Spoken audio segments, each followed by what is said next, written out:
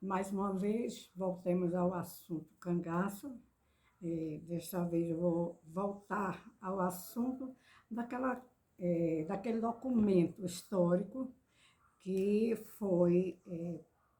que vem da Faculdade de Direito de Recife e que foi um relatório do Coronel Lucena, Coronel Lucena, quando ele veio no dia 4 de agosto do ano de 1938 para dizer, né, afirmar, ou então justificar que o Virgulino Lampião, rei do cangaço, havia sido morto naquele dia. O documento é bastante interessante, é um documento oficial, inclusive contém nele os dados, um relatório, né, que vários estudantes da Faculdade de Direito de Recife foi até Santana do Ipanema, em Alagoas, e também passaram em Palmeira dos Índios e foram até Angicos, em Aracaju, para verificar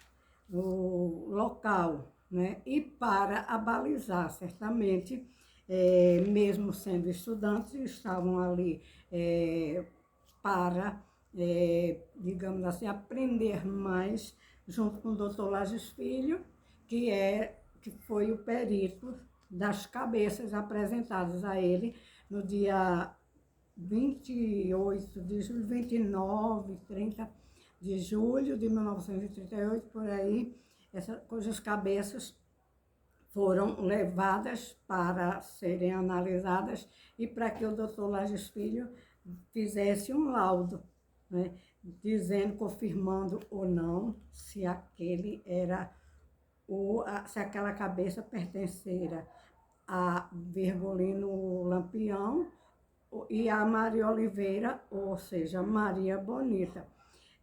Mas o documento tem assinatura, reconhecimento de firma, mas nem, por si só o documento ele não traz assim a verdade, né, verdadeira, como se diz. Ele foi inclusive contestado no momento, tem o relatório, pelo doutor Lages, que ele não poderia fazer digamos assim, um reconhecimento, uma necrópsia, né, daquela cabeça e afirmar, né, que era do Virgulino e da Maria de Déia.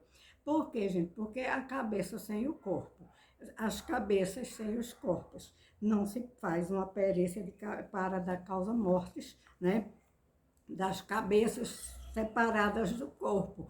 Tem que ter o material completo, ou seja, o corpo da pessoa, né, e alguém para reconhecer também, porque o doutor Lages não conhecia o Virgulino, sabia do Virgulino, mas não conhecia pessoalmente para dizer, afirmar, este é. Por exemplo, as famílias poderiam ir reconhecer, mas acontece que o Virgulino, depois desse evento, que foi provavelmente uma emboscada, isso daí fica realmente, digamos, a emboscada ocorreu agora, depois dessa emboscada, para confirmar se aqueles corpos que ali eram daquelas pessoas, teria que ter o reconhecimento de algum familiar, ou então fazer o reconhecimento através do DNA, coisa que não foi feita, essa perícia não foi feita dessa forma. Então, por isso, os alunos da Faculdade de Direito de Recife, eles foram lá, por solicitação provavelmente do coronel Lucena, né, que foi o matador do país de Lampião, do cangaceiro Lampião, né, o famoso rei do cangaço, e ele veio no dia 4 de agosto, aqui em Recife, e leva esses estudantes para o local, né? Inclusive, os estudantes, chegando lá em Angico, eles acharam muito estranho que o local, porque é de muito A vegetação era muito compacta, muito densa, em termos de ter muitos espinhos, como xique-xique, digamos, deixa eu me ver aqui, o xique-xique, o macambira, eu até ia esquecendo o nome, né? E eles disseram o seguinte também, estranharam que havia muito penhasco, era aquele local muito difícil de ser, que aqueles cangaceiros corressem ali para fugir. Provavelmente colocaram essa dúvida porque o local era muito de difícil acesso, né? Então, esse documento é super importante e ele é um relatório, vem assinado por pessoas da maior credibilidade da época, aquela época, né? E essas dúvidas, né? Então, portanto, gente, houve provavelmente, e ficou o coronel Lucena, que era coronel, que veio para Recife, né? Sai de Alagoas e vem para Recife, para quê? Para prestar esclarecimentos, né? Perante o Estado de Pernambuco. Por que Pernambuco? Porque Pernambuco tinha a Faculdade de Direito de Recife e era, certamente, em Alagoas não tinha, né? Não tenho certeza absoluta, mas eu sei que Pernambuco tem a primeira Faculdade de Direito do Brasil, uma das primeiras, foi Pernambuco mesmo, né? Então, ficou nessa dúvida. Os estudantes encontraram 8 corpos já enterrados, né? E exumaram, pegaram aqueles cadáveres, somente os corpos, sem as cabeças, né? E eles disseram, eles não, disseram para eles, né? Que seria o corpo do Lampião, outro do Luiz Pedro, outro da Maria, provavelmente os mais procurados, né? Eram os mais conhecidos, porque andavam sempre os três, né? E então eles colocaram em dúvida exatamente porque os corpos estavam já em estado de decomposição muito avançado e o doutor Lages também colocou assim em dúvida e disse que não podia confirmar e afirmar. Certamente por isso nunca apareceu o laudo para dar certidão, para o cartório emitir uma certidão de óbito, né? Então, gente, esse documento super importante, né? E é um documento que veio para ser, digamos assim, como uma explicação, porque o coronel Lucena, ele era a patente maior, superior à do tenente Bezerra, que foi quem fez a emboscada, né? Agora, garantir que o Virgulino era um daqueles, né? Qual deles, qualquer cabeça servia, qualquer corpo servia também, né? Então, mas para ficar uma coisa assim, também para justificar perante o governo Agamenon Magalhães, que era governador de Pernambuco naquela época, governador, inclusive, que ele não foi eleito pelo sufrágio, né? Mas sim por indicação do presidente Getúlio Vargas, que ordenou, olha, acabe com o cangaceirismo, deem fim aos cangaceiros. Encontrou, pode matar. Inclusive, muita gente era interessada em pegar o Virgulino, porque era um valor muito elevado, 50 contos de réis, para quem levasse a cabeça do Lampião, né, e dissesse assim, esse é o Lampião, eu matei Lampião, acabei com o Lampião, é que a cabeça dele era o troféu. E aquele troféu valia 50 contos de réis, que era um valor, saía sempre nos jornais, principalmente no Jornal da Bahia, eu acho que foi o Jornal do Estado da Bahia, né, de Salvador, né? Então, gente, é muito interessante o documento, interessante, e eu achei que realmente não adianta ficar mais procurando o fim do Virgulino. O que se sabe é que aquela chacina ali deve ter ocorrido naquelas redondezas, depois juntaram os corpos, né? E colocaram ali naquele lugar, como disseram os estudantes, um lugar difícil, de penhascos, pedregulhos, né? Disseram até que o leito do rio estava, do riacho, estava razoavelmente com pouca água, né? E havia chovido o anterior no dia 27 para o dia 28, e que eles estranharam bastante, porque mesmo com a chuva, o cachorro do Virgulino, esse não apareceu, né? Não percebeu essa chuva, aliás, né?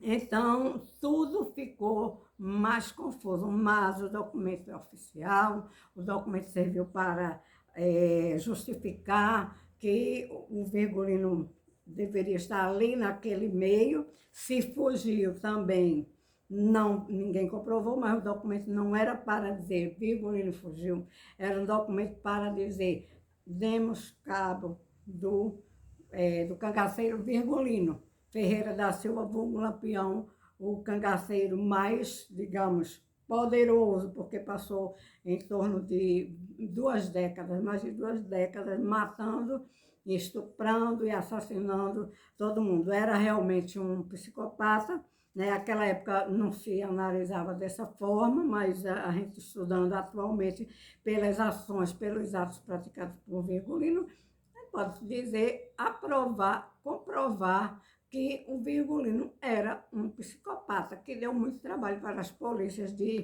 dos sertões do Nordeste do Brasil, né? Então, eu vou ficar por aqui, já fiz outros vídeos, né, falando sobre esse documento, que, por acaso, o Rico Inglês também o encontrou, porque ele é realmente pesquisador, né? E ele vai procurando tudo. O que for de pista, ele vai pegando. E ele tem um raciocínio muito bom, lógico. Por quê? Porque ele já disse o seguinte: esse é um documento que ele não garante. Ele não garante que foi exatamente da forma que o coronel Lucena veio dizer aqui, fazer o seu relatório. Não garante, apenas é um documento oficial, né, e de muita valia para quem estuda o cangaço. É difícil ainda a gente ficar imaginando que há pessoas que ficam querendo reconstituir as cenas do crime. Se o próprio coronel Lucena levou os estudantes daqui da Faculdade de Direito de Recife para verificar e ver aqueles corpos e aquelas cabeças, né, que já estavam nas mãos do Dr. Lages, né? Posteriormente, o Dr. Lages disse que achava, como o Dr. Lages não conhecia, não podia reconhecer a cabeça do Virgulino. Alguém disse, essa é a cabeça do Virgulino, ficou por isso. Então, ele examinou aquela cabeça, digamos assim, por cima, né, é a forma de dizer, dizendo que havia aquela cabeça ali, mas ele não deve ter dado um laudo, justamente porque ele alegou que não pode se fazer uma necrópsia e verificar a causa morte de um indivíduo somente com a cabeça separada do corpo. E cadê os corpos, né? Apareceram 8, né? 8 corpos lá em Angico. Dizem que eram 13, foram 13 os mortos ali. E, inclusive, tinha um soldado, que era o Adrião, que foi morto também nessa emboscada, né? Mas o documento é oficial, e ele foi dirigido ao governador de Pernambuco, Agamenon Magalhães, e passa as informações para o presidente Getúlio Vargas, em plena ditadura Getúlio Vargas. Então, não poderia ser de outra forma, gente. Esse é o fim do Virgulino, e eu acho que já deu para esclarecer o meu entendimento, e agradecer ao Rico Inglês, que também alertou para o documento que é um documento oficial, mas que ele não diz exatamente que é verdadeiro. Inclusive, houve, entre os estudantes, disseram que o documento parecia ser um relato verdadeiro, né? Mas parecer, nem tudo que parece é. Fiquemos por aqui, então. Deem um like aí se quiser, e tem bastante coisa no meu canal, né? Se quiserem seguir, dá o like, porque aí eu sempre estou postando alguma coisa sobre cangaço. E não esquecendo que em Nazaré do Pico, no município de Floresta, vocês vão encontrar um acervo dos militares, dos policiais volantes à época, né, que combateram o Virgulino. E lá na Vila de Nazaré do Pico tem bastante, tem roupas dos volantes, né, daquela época de Pernambuco. Tem roupas, tem fotografias, tem documentos, armas desativadas, tem as famílias das pessoas, tem o casario está praticamente intacto, completo, assim, o casario está sem, não sofreu reformas praticamente, certo? Está do mesmo jeito que era há 100 anos atrás, né? E também tem a igreja lá onde casou a Licor, que o casamento foi o padre José quem celebrou o casamento da Licor, que era prima do Virgulino, e Virgulino foi naquela igreja ali para brigar com quem fosse para o casamento. O casamento, a cerimônia ocorreu, mas Virgulino proibiu festa, proibiu dança que tinha naquela época, né? Depois do casamento, o pessoal comemorava. Tem também uma vendinha lá que foi de Domingos Soriano, certo? Que foi professor, ensinou 3 meses. Virgulino estudou 3 meses com o Domingos Soriano. Tem lá a vendinha, viu, gente? Ainda está do mesmo jeito, o balcão, você pode ver tudo lá. Em Nazaré do Pico, pode ver também, andando quase 3 quilômetros, aí você pode encontrar a casa dos pais de Virgulino, que está somente, não é a casa, tem os tijolos no chão, né? Foi derrubada. E tem, mais à frente, tem a casa onde o Virgulino nasceu, que hoje é um museu, né? Mas não tem nada de original, a não ser o chão, o piso. O resto tudo foi doação de época, de coisas da época. Mas em Nazaré do Pico é tudo original. E você está convidado a ir em Nazaré do Pico para conhecer a história de Virgulino desde sua infância, né? Ali é seguramente o local onde você precisa visitar para entender sobre o cangaço e de quem era o Virgulino, ok?